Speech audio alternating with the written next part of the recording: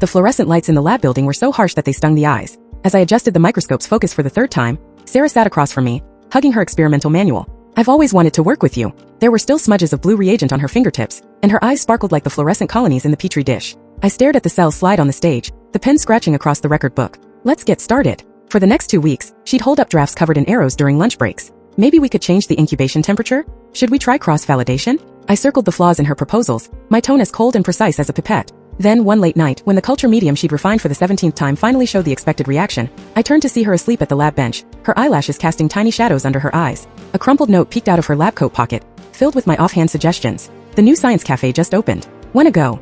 I clutched the warm coffee coupon, watching her put away the last test tube. She took off her goggles and shook her head gently, the stain from yesterday's spilled dye still on her lab coat cuff. No thanks. As I stepped back in a panic, I knocked over the test tube rack, and the metallic clatter echoed through the silent lab. I actually wrote down all those suggestions in my notebook.